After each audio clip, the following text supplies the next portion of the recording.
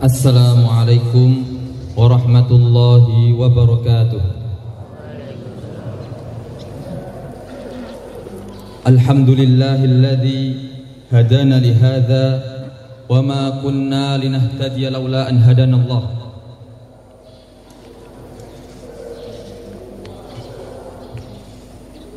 Laqad ja'at rusulu rabbina bil haqq wa nudu an tilkumul jannati uristumuha bima kuntum ta'malun.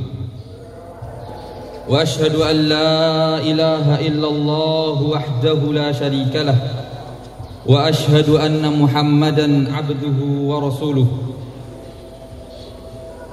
Allahumma salli wa sallim ala Muhammadin wa ala alihi wa ashabihi wa man tabi'ahum bi ihsanin ila yaumiddin. Yaqulullah tabaraka wa ta'ala, ya ayyuhalladzina amanu taqullaha haqqa tuqatih wa la tamutunna illa wa antum muslimun. Wa qala aidan, ya ayyuhan nas ittaqu rabbakumul ladzi khalaqakum min nafsin wahidah wa khalaqa minha zawjaha wa batha minhuma rijalan katsiran wa nisaa'a wattaqullaha alladzi tasaaluna bihi wal arham innallaha kana 'alaikum raqiba. Ya ayyuhalladzina amanu taqullaha wa qulu qawlan sadida yuslih lakum a'malakum wa yaghfir lakum dhunubakum wa man yuti'illaha wa rasulahu faqad faza fawzan 'azima. Allahu akbar, Allahu akbar, Allahu akbar, walillahil hamd. Kaum muslimin wal muslimat, alhamdulillah pada hari ini kita telah melaksanakan salat Idul Adha setelah kita melalui 9 hari 9 siang yang sangat mulia. Di dalam Islam ketika malam bulan Ramadan itu adalah malam yang paling mulia, maka siang pada bulan Zulhijjah adalah siang yang paling mulia. Kemudian pada hari ke-9 kita disunnahkan untuk melakukan puasa Arafah, yang mana pahalanya adalah seperti menghapus 2 tahun yang lalu.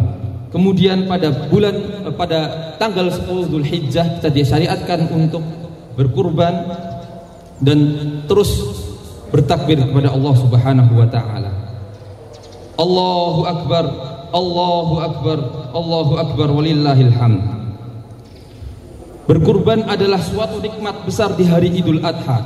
Kita diajarkan untuk memurnikan ibadah kepada Allah dengan mengagungkannya. Ketika sholat kita melakukan ibadah badaniyah, dan itu adalah afdol ibadah al-badaniyah. Namun ketika kita kurban, itu adalah ibadah maliyah, dan ibadah maliyah yang paling afdol adalah berkurban. Allah Subhanahu wa ta'ala mengatakan dalam firman-Nya, fasalli li rabbika wanhar. Di sini Allah menyandingkan ibadah kurban dengan ibadah sholat, yang mana ibadah sholat adalah rukun Islam kedua. Jamaah sholat Idul Adha rahimakumullah. Dalam khutbah Idul Adha kali ini, khatib berwasiat kepada diri kita masing-masing dalam rangka tanasuh bil haq untuk selalu meningkatkan kualitas ketakwaan kita kepada Allah Subhanahu wa ta'ala. Kemudian yang selanjutnya adalah pembahasan kita kali ini adalah tentang kekeliruan yang dilakukan oleh orang-orang ketika beribadah kurban. Yang pertama adalah tidak ikhlas niatnya ketika kita berkurban. Rasulullah Shallallahu Alaihi Wasallam bersabda, innamal a'malu binniyat. Sesungguhnya amalan-amalan itu adalah tergantung dengan niat kita masing-masing. Di ayat yang lain Allah Subhanahu wa ta'ala pernah mengatakan, kul inna sholati, katakanlah wahai Muhammad bahwasannya solatku, wa nusuki, dan sembelihanku, wa mahyaya wa mamati, hidupku dan matiku, lillahi rabbil alamin, hanyalah untuk Allah yang satu. Yang Allah tuntut adalah ketakwaan. Yang Allah tuntut adalah ikhlasnya niat kita, bukan daging semata. bukan besarnya hewan yang kita kurbankan, tetapi adalah niat. Allah Subhanahu wa taala juga menyebutkan lan yanalallah luhumuha wala dima'uha walakin yanaluhu taqwa minkum. Daging-daging unta dan darah-darahnya itu sekali tidak dapat mencapai keridhaan Allah, tetapi ketakwaan dari kamulah yang dapat mencapainya. Kemudian poin yang kedua adalah kita tidak patuh dengan tuntunan dan sunnah Rasulullah Sallallahu Alaihi Wasallam. Padahal kita diperintahkan untuk mengikuti sunnah Rasulullah Sallallahu Alaihi Wasallam. Rasulullah Sallallahu Alaihi Wasallam pernah bersabda, "Alaikum bisunnati." Hendaknya kalian untuk mengikuti sunnahku. Contoh dalam hal waktu berkurban, kita harus tunduk, kita harus ikut dengan tuntunan Rasulullah Sallallahu Alaihi Wasallam, yaitu adalah kita berkurban setelah mengadakan sholat Idul Adha. Adapun daging yang disembelih sebelum sholat Idul Adha dimulai, sebelum kita melaksanakan sholat Idul Adha adalah statusnya hanyalah daging biasa, bukan daging kurban. Sahabat Barra' bin Azib pernah meriwayatkan, beliau bertanya kepada Rasulullah Sallallahu Alaihi Wasallam, "Ya Rasulullah, fa inni nasaktu syati qabla shalah." Wahai Rasulullah Sallallahu Alaihi Wasallam, bahwasanya aku telah menyembelih kambingku sebelum sholat. Wa araftu anna al-yawma yawmu aqlin wa syurbin. Dan aku telah mengetahui bahwasanya hari ini adalah hari makan dan minum.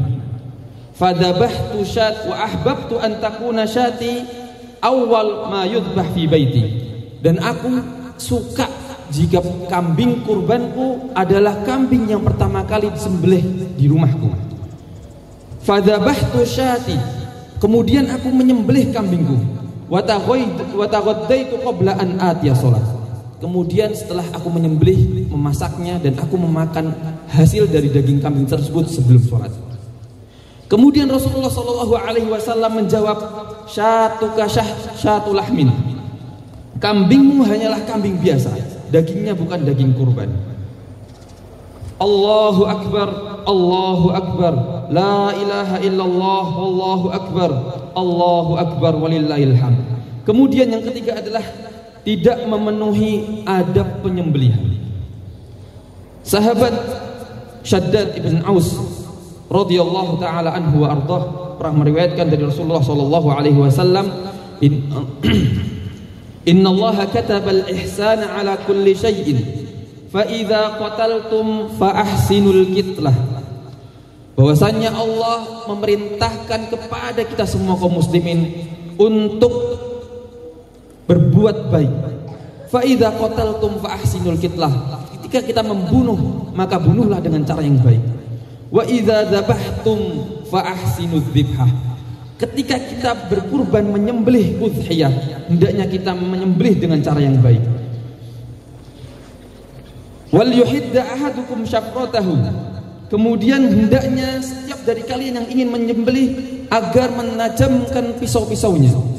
Wal yurih dzabihatahu, dan kemudian merilekskan hewan kurbannya. Yang dimaksud dengan menyenangkan hewan kurban yang akan disembelih ada beberapa bentuk yang dicontohkan oleh Imam An-Nawawi rahimahullahu taala. Yang pertama adalah menajamkan pisau hingga hewan tersebut cepat untuk meninggal. Kemudian yang kedua, dianjurkan tidak mengasah pisau di depan kambing kurban atau sapi kurban. Kemudian yang ketiga, tidak boleh menyembelih hewan di depan hewan kurban yang lainnya. Yang keempat adalah tidak boleh atau tidak disarankan melewatkan hewan kurban atau menuntun hewan kurban di depan hewan kurban yang akan disembelih. Allahu Akbar, Allahu Akbar, Allahu Akbar, la ilaha illallah, wallahu akbar, Allahu Akbar walillahil hamd.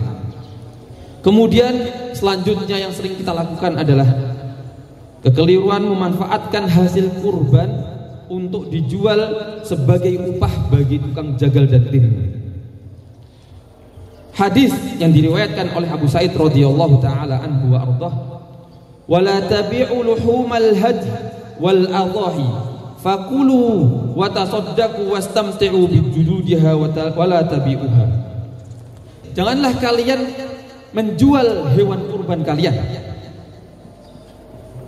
Hendaknya kalian bersedekah, kemudian bersenang-senanglah dengan daging kurban tersebut. Kemudian hadis yang sahih diriwayatkan oleh Abu Hurairah, man ba'atil daul udhiyah fala udhiyatalah. Barang siapa yang menjual kulit hewan udhiyah untuk membayar tukang jagal, maka tidak ada udhiyah baginya. Kemudian sahabat Ali bin Abi Thalib radhiyallahu taala pernah disuruh oleh Rasulullah sallallahu alaihi wasallam untuk mengurus unta-unta yang dikurbankan oleh Rasulullah sallallahu alaihi wasallam. Kemudian setelah diurus, disembelih oleh Ali radhiyallahu taala kemudian untuk dibagikan kepada kaum muslimin, bukan untuk dijual. Allahu akbar walillahil hamd. Kemudian yang sering kita lakukan juga adalah yang kelima, orang yang berkurban dan yang menyembelih hewan kurban tidak sholat. Rasulullah SAW pernah mengatakan tentang urgensi sholat, al-ahdul ladzi bainana wa bainahum as-sholat. Perjanjian antara kita dengan mereka adalah sholat. Faman tarakaha faqad kafar. Barang siapa yang meninggalkan sholat, maka dia telah kufur atau keluar dari Islam.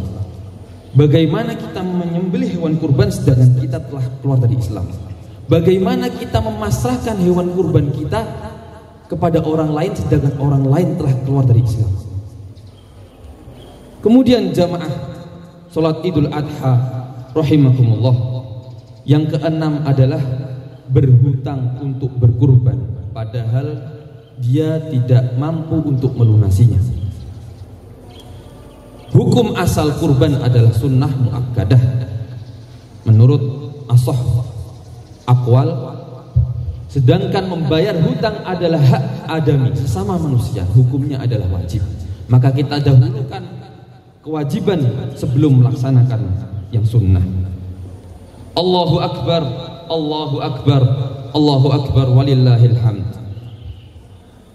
Terakhir adalah, dan ini ditunjukkan kepada para DKM atau yang bertugas untuk mengurus hewan kurban, adalah untuk detail dalam memilih hewan kurban. Para sahibul kurban telah memberikan amanah kepada kita, memberikan kepercayaan kepada kita. Ya, selayaknya bagi seorang muslim untuk mematuhi syarat dan akad tersebut. Al-muslimuna ala syurutihim. Seorang muslim hendaknya mematuhi syarat-syarat yang telah berlaku. Untuk apa?